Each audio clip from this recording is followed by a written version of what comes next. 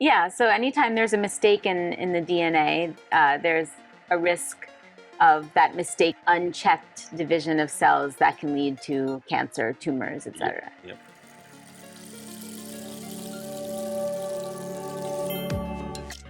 One of the biggest criticism that plant-based proteins used to get, now not anymore, used to get is, oh, they're deficient in certain essential amino acids. Essential amino acids, so there are amino acids. Amino acids are little pieces of a type of acids that are combined together to form a molecule of protein. So they're the building blocks of They are the protein. building blocks of protein, okay?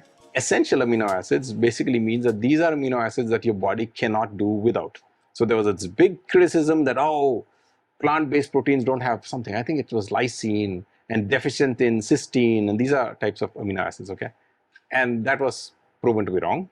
And then they started saying, oh, plant-based proteins are no good because of, I don't know, pesticides that are added. But nobody talks about the hormones that are there in the whey protein and so on.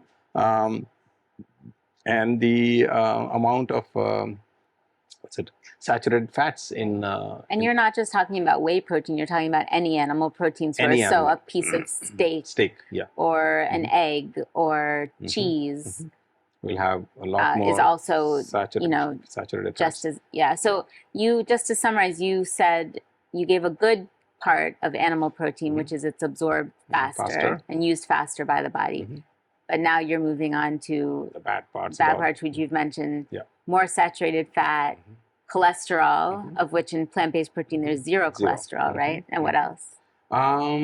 So those are the fact that they have all the required amino acids. Right. They are. And plant-based protein does have. Plant-based protein does have all the essential amino acids. And it has zero cholesterol. Okay. The other part that people just don't think about is this is going in from plant-based proteins versus plant-based versus animal-based to the amount. Remember, we were talking about amount of proteins, and there's something that one of my typical examples that I love giving is the problem with too much protein. Okay. So the problem with protein is that, think about what is protein. Protein is a building block. So when you have building block, what does the body do? Body says, oh, you send me building blocks. I can build more bricks. I can build more cells in our case. So it starts building more cells. So when it builds cells, if you remember from your elementary or secondary biology, cells have to divide to become new cells, right? It's not like a cell just comes out of nowhere. So one cell divides into two. So when a cell is dividing into two, the way it works is, what happens to the DNA in that cell? The way it works is, the cell first makes a duplicate copy of the DNA. Now, one cell has two sets of DNA. Those DNA separate out, and along with it, a whole bunch of cell material goes with it. And then suddenly, it cleaves itself, meaning it puts a wall between them and separates into two cells. Okay. The critical part is that now we're making two sets of DNA. When you make two sets of DNA, you make an exact copy of the DNA. When you're making an exact copy of the DNA, there are a lot of times mismatches. So, you don't match the DNA exactly. One DNA says, this DNA stands for XYZ, and another DNA does not say that. And can I jump in for a second? Just to make it a little simpler terms. Think about when you are copying a picture. You're trying to draw a picture and you want to copy it, or you're trying to copy, like the game telephone, when you listen to a message and you pass it to somebody else and they pass it to somebody else. Yes. Mistakes inevitably will happen, right? So if you're copying a picture or listening to a message, and the problem in the human body when mistakes happen is that diseases, particularly, I think you were probably getting at cancer. No, since you interrupted me, you should continue with the topic. I was just trying to make it a little simpler. Right. Okay, sorry. No, I want you to, because then I'll tell you something else. Go ahead with the cancer part. Yeah, so anytime there's a mistake in the DNA, there's a risk of that mistake continuing and those mistaken cells become more and more and more. And anytime there's unchecked division of cells, that can lead to cancer, tumors, etc. Yep. So there is the more protein. So the other problem is, as you have more and more protein, typically, this happens with animal protein, and there is a reason for it. I don't know whether I should go into the detail about why animal proteins does this versus plant-based protein. Okay, I will not go into that detail. Suffice to say, believe me, that there are a couple of amino acids that lead us into in this direction, and that is, the more animal-based protein that you consume, the more chances of these mistakes. Okay, just take it from me. I'm not going to sit and explain you the molecular biology behind this, but trust me when I say that there are certain amino acids that lead us in that direction. Now, if you want that explanation to go in our glossary, I could do Ajoy that. would be more than happy. I would be more than happy. But please request it. Yeah, if you request it, I'll give you the explanation as to why plant-based versus animal-based proteins have a different difference of this mutation, what we talked about, and mutations lead to cancer.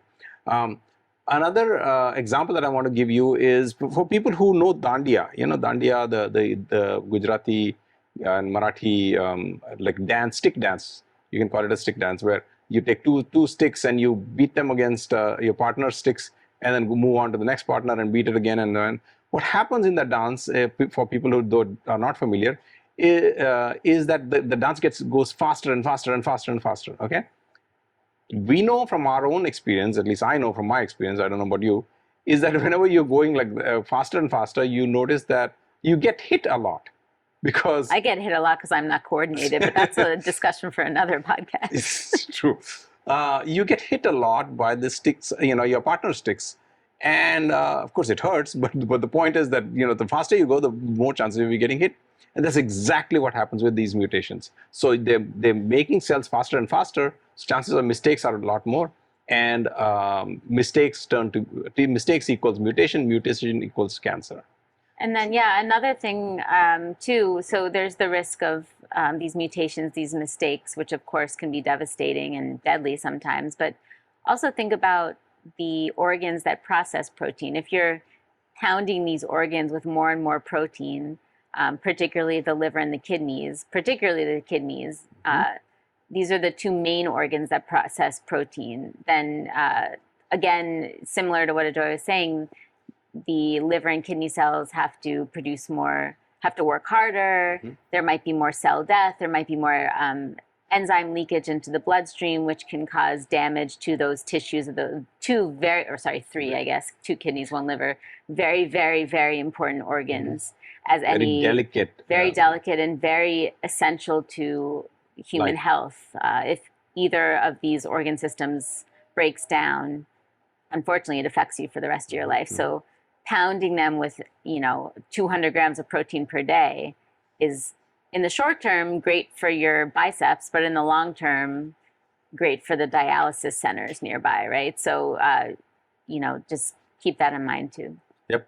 And I cannot resist this, but did you hear about the study where they talked about a statistically significant difference between a low protein diet actually repairing kidney failure patients? Right. So that's one of the, absolutely. I mean, that's one of the recommendations we make for dialysis patients is a low protein diet. So I guess they're seeing, I think it's, I could be wrong. I don't want to say this. My belief is that it's a relatively new-ish recommendation. So maybe now that they're seeing over studies that prove that what that's you just correct. said. Yep. Yes.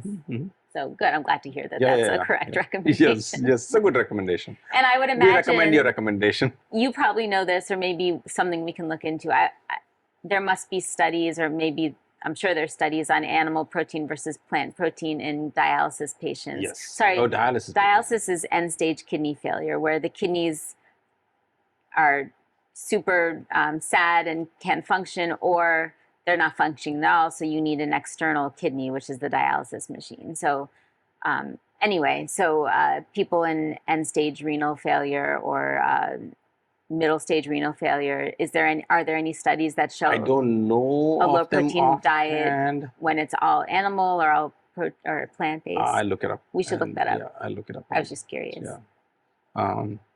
So what else? I mean, do you think so? I can talk a little bit about moving from the amount of protein to how it makes you feel, right? In the sense that not just feel as in generally you're sitting and watching TV and you feel good or bad, whether you had a protein shake with whey protein or soy isolate, but how it makes you feel when or during the time of your exercising. And it's important to note that suppose I've been taking plant-based like we have a pea protein powder in the house, and I dump some bananas and strawberries and make a shake and have that sometimes.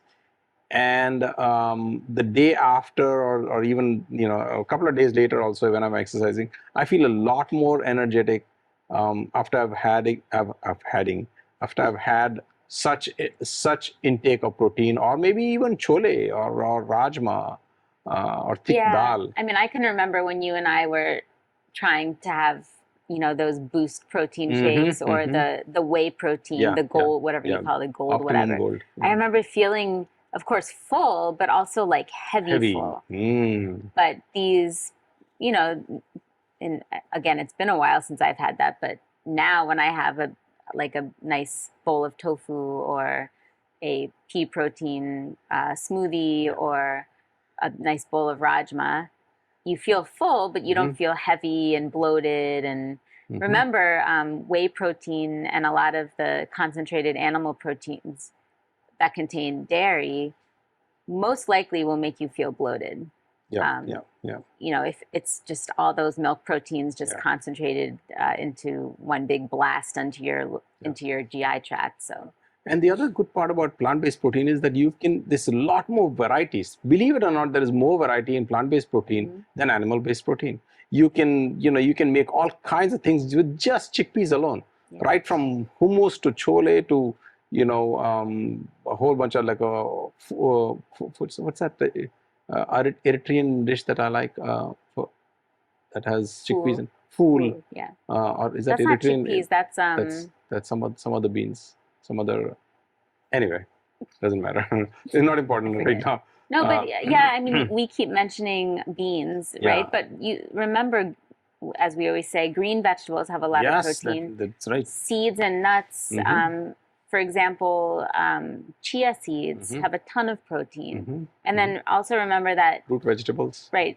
Plant-based protein a lot of times also contains fiber. So fiber in and of itself makes you feel full. So you get the benefit of the protein plus the fiber, which is one of my favorite combinations. The difference in that fullness versus the whey protein fullness is that the fiber protein fullness lasts transiently, like a TIA or TIA. Transiently, it just stays there and goes away. Whereas don't call my fiber a stroke. Whereas the whey protein, it just sits there in your stomach and it just has to completely digest before you feel less full. So in this case, the transient fullness is a good thing, not a bad thing. So now that we've made some terrible comparisons, I think it's a good time to conclude part 2 and see what other fascinating discoveries about protein we can make. Sure. Why not? Let's do that. Fabulous. And no more TIAs for today. Thank you. Bye. Bye.